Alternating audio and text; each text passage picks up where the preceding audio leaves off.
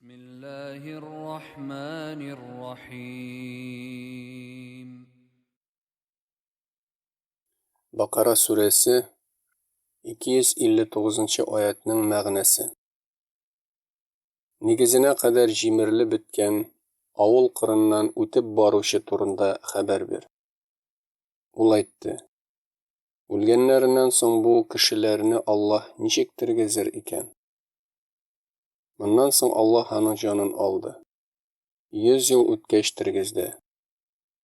Alloh Taala umardan: Bunda ko'pmi vaqt turding degach, u kishi: bir kun yoki kunning bir ulushi qadargina turdim, dedi. Alloh Taala: bir kun tugul, sen birida 100 yil o'li holda turding. Oshamliq ham ishimliklaringga qara. Ko'p vaqt o'tuvine qaramasdan ular buzilib o'zgarmaganlar. Hozir endi suyaklari shirib ham taralib yotgan eshagingga qara. Bu ishni kishilarga o'lgandan so'ng tiriluvga dalil bo'lsin uchun qildik. Hozir qara, suyaklarni nishik jig'animizni, ham ularga it qo'ndirganimizni. Eshakning ko'z oldinda tirilganini ko'rgach, u kishi aytdi: Shiksiz bilaman, Alloh Taolaning har narsaga kuchi yetadi.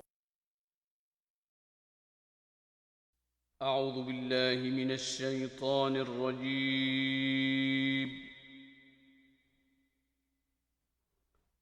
بسم الله الرحمن الرحيم. أو كالذي مر على قرية وهي خاوية على عروشها قال أنى يحيي هذه الله بعد موتها فأماته الله 100 عام ثم بعثه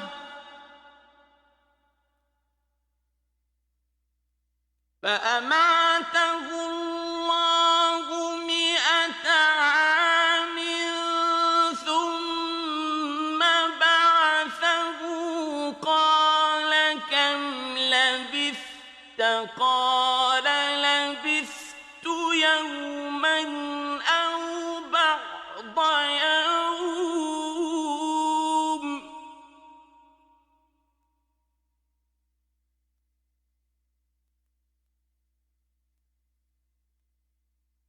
قال لبثت يوما أو بعض يوم قال بل لبثت 100 عام فانظر إلى طعامك وشرابك لم يتسنه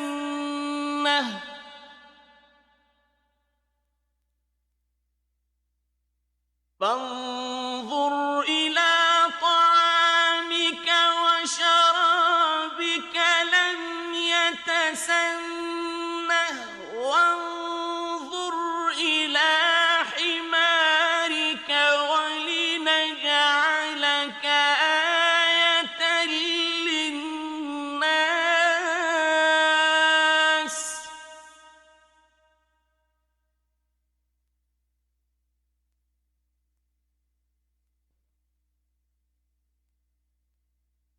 وانظر إلى حمارك ولنجعلك آية للناس وانظر إلى العظام كيف ننشزها ثم نكسوها لحما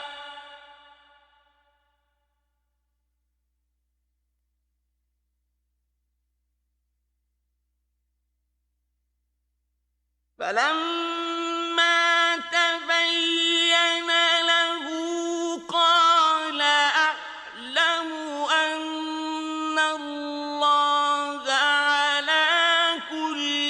شيء قدير